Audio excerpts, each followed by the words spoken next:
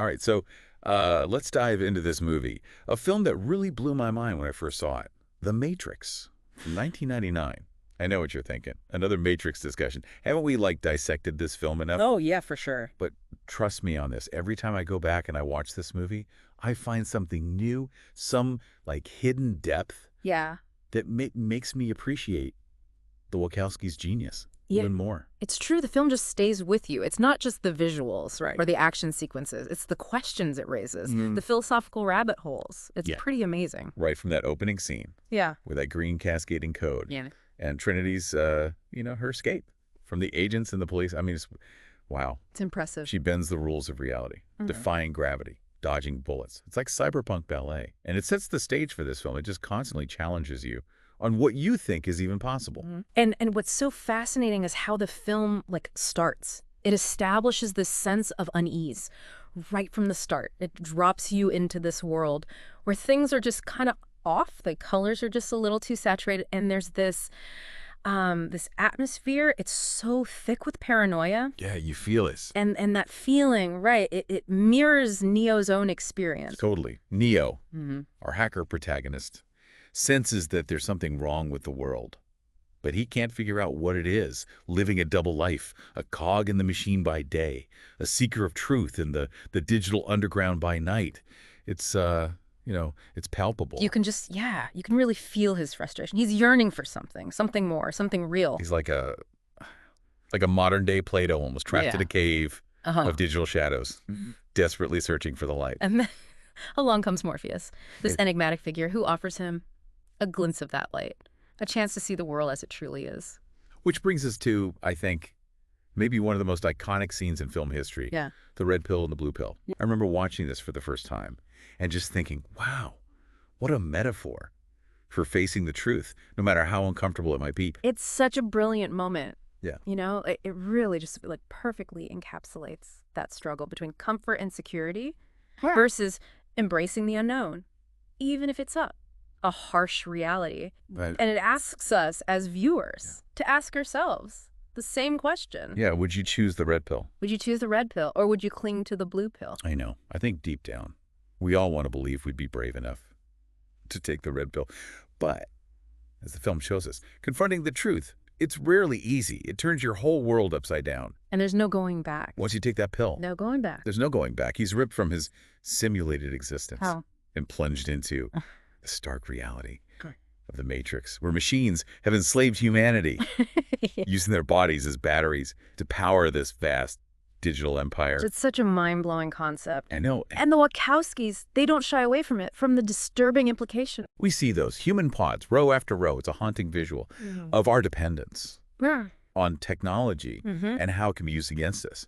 It's both. Yeah. Horrifying and beautiful at the same time. It's true. It's really something. The film strikes this delicate balance between philosophical exploration and pure visual spectacle. And as Neo's grappling with this new truth, we see him embark on this journey of self-discovery, almost like a crash course. Yeah. In the rules of the Matrix. It's a crash course. There's training in the construct, that virtual dojo, learning to manipulate the code. It's like watching someone download Kung Fu into their brain, the jump program, where Morpheus is trying to teach him to leap across buildings, hilarious and terrifying, all at the same time. It really highlights the idea that our limitations are often self-imposed. Right. By freeing his mind, by questioning the fabric of reality, Neo begins to tap into his true potential. But this journey of awakening comes at a price. And that price, betrayal and loss. The crew of the Nebuchadnezzar, Morpheus's ship, they're constantly battling the agents, these sentient programs that enforce the rules of the Matrix. And then there's Cypher, this disillusioned crew member who makes a devastating choice. Oh, yes, Cypher. His betrayal, man, it cuts deep. It does. He chooses the comfort of ignorance, even though he knows it's a lie, because he just can't stomach reality. Right. It's like a reminder. Even when we're presented with the truth, some people will cling to what's familiar, even if it means betraying the ones they trust. It's gut-wrenching, and it leads to some of the most intense action, like the hotel fight scene. Mouse, the young, brilliant hacker, he's killed. Morpheus is captured. Neo and Trinity, they're just left scrambling. Yeah. trying to save their leader. Talk about raising the stakes. I mean, wow. The way they blend the visual effects with the emotional weight. It's you're on the edge of your seat, but you're so invested in these characters. You want them to succeed. And speaking of impossible odds, the Oracle, this mysterious woman who seems to hold the key to Neo's destiny, her prophecies, add another layer to the story, especially the one about Neo or Morpheus dying. Oh, yeah. The Oracle. She's fascinating. She exists in the system, but she also seems to operate outside of it, offering guidance, glimpses into the future, and her prophecies. They raise these questions about free will, destiny. If Neo's path is predetermined, does he really have a choice? It's a good question. And these questions, they really start to swirl when Neo decides to go back into the Matrix to save Morpheus, even though it might mean his own death. He's not just a hacker anymore. He's evolving into something more, a symbol of hope. And that evolution leads us to the climax, the showdown between Neo and Agent Smith. Here's where the Wachowskis really just let loose. Visually, this ballet of bullets and defiance. It's incredible. The bullet time sequence where Neo's dodging those bullets in slow motion, one of the most iconic moments in film. And the way his powers manifest, his awareness of his ability to change the code, exhilarating and a little terrifying. It's like watching someone break free from their limitations, you know? Realizing their true potential. It's true, but it's not a straightforward victory. Neo dies, only to be resurrected by Trinity's love. It's a testament to the power of human connection, even in a digital world.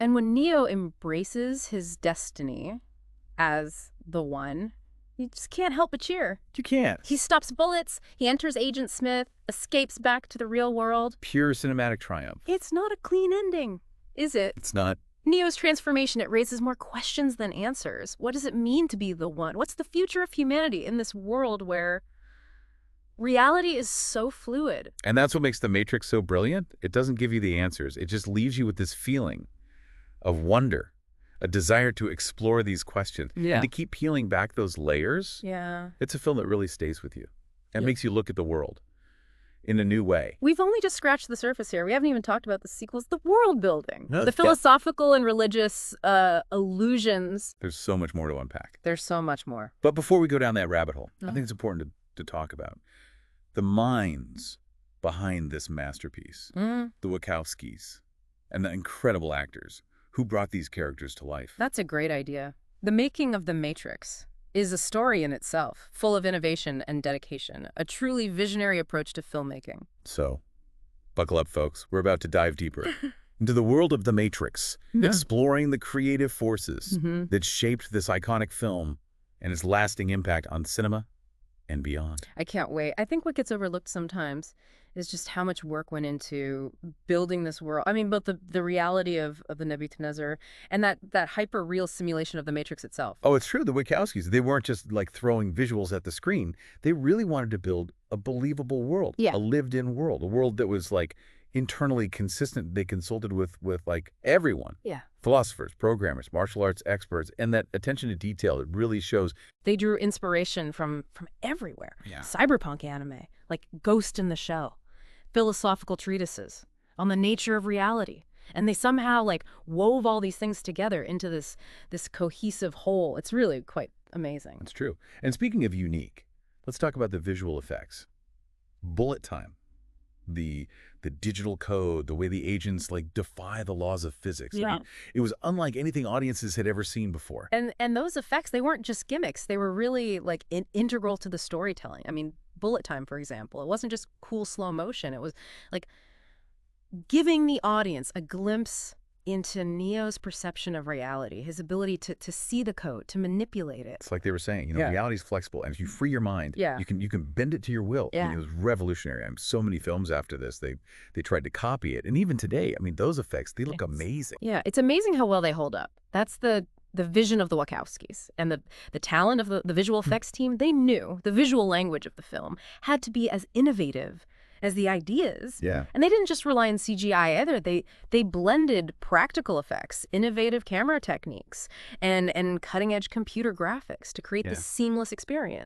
And let's not forget the cast. I mean, Keanu Reeves as Neo, the reluctant hero, this hacker who becomes so much more. I know some people criticize his acting, saying it's a little wooden. Yeah. But I think he really captured Neo's journey, from From skepticism to awe Hmm. to acceptance. He brought this quiet intensity to the role. Yeah, I think Reeves, he often gets typecast as an action hero, but he brings this vulnerability to Neo, this sense of wonder and confusion that makes him relatable. He's not a superhero. He's just an ordinary guy in extraordinary circumstances. And Lawrence Fishburne as Morpheus, Yeah. the wise mentor who believes in Neo's potential. I mean, he was so commanding, so charismatic. I mean, who wouldn't want to learn kung fu from Morpheus? Oh man, Fishburne, he was great. He brought such a gravitas to the role, this sense of history and experience that made Morpheus like the perfect guide. Yeah. He's like a digital Obi-Wan Kenobi almost. He is. Offering wisdom, guidance, a little tough love. And Carrie-Anne Moss as Trinity, this Yeah. badass warrior who Yeah. just like defies gender stereotypes yeah. and kicks just as much ass as the guys. Oh yeah, Trinity. She's such a great character, strong, independent. And Moss, she brought this amazing combination of grace and grit to the role. It's really something. And we can't forget Hugo Weaving as Agent Smith, Yeah. the ultimate villain. He's so chilling, He's so so- unnervingly calm. I mean, you can't help but fear him. Weaving was perfect. He gave Agent Smith this chilling presence, this cold, calculating logic, such a contrast to Neo and the rebels. Yep. And his evolution, this growing obsession with Neo, it's so fascinating. I think each performance just added this depth and complexity to the story, bringing these iconic characters to life in a way that resonated with audiences all over the world. They weren't just playing roles, they were embodying archetypes, Yeah. tapping into something deep Yeah. within the human psyche. It was really inspired casting. Each actor was perfect. They created this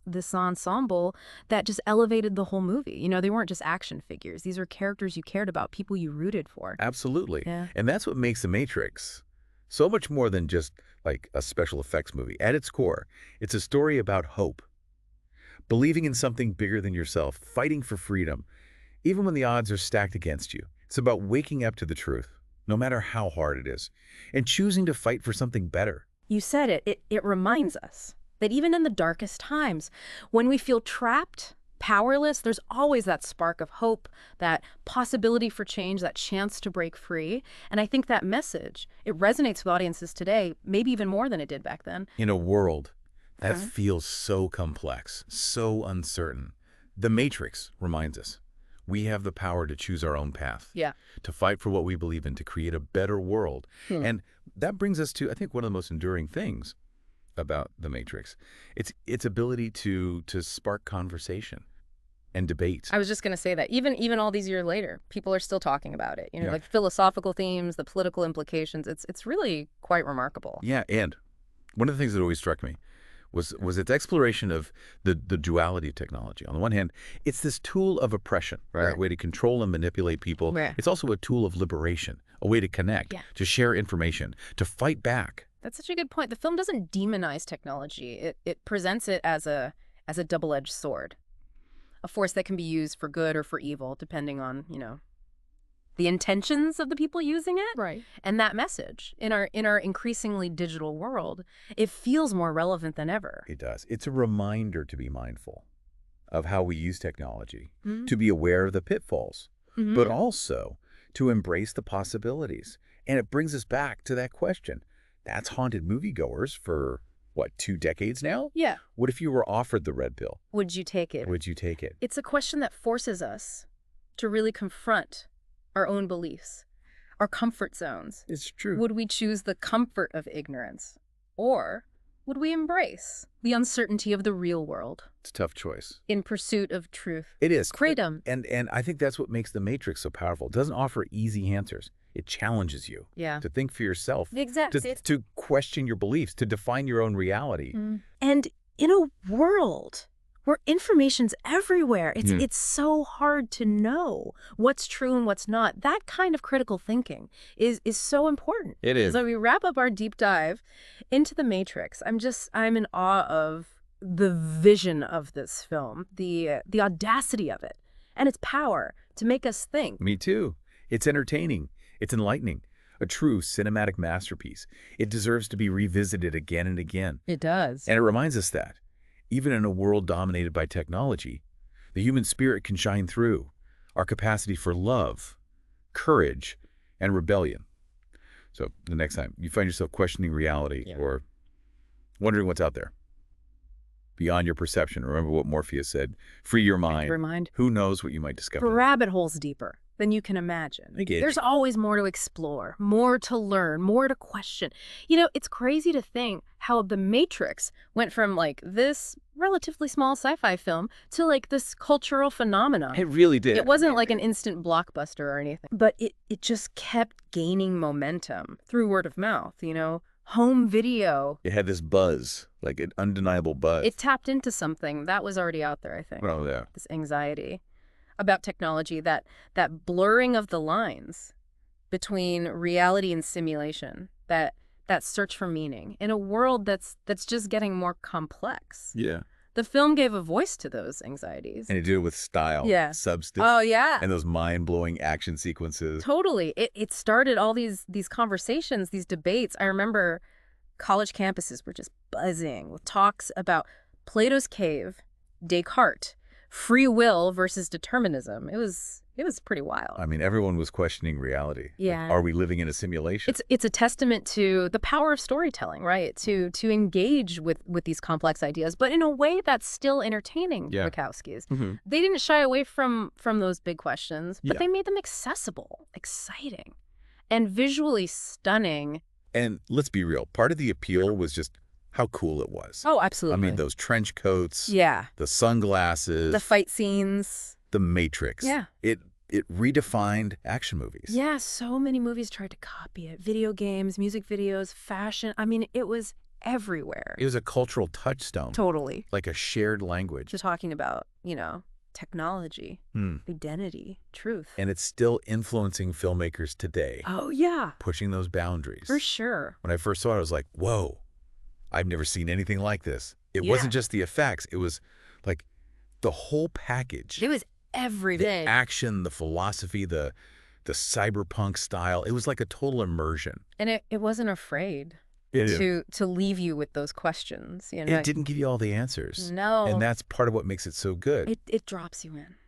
And it challenges you to Yeah. figure it out, to draw your own conclusions. And it changes Yeah. every time you watch it. Yeah. I notice new things, new layers of meaning. It's like, peeling an onion, every layer, there's something new. Exactly. It's a film that really rewards close attention. It does. It invites you to think about it in different ways. And that's what makes it a classic. Totally. It just keeps resonating with audiences years later. Decades later. So, as we wrap up our deep dive into The Matrix, I just feel this sense of gratitude, I think, for the Wachowskis.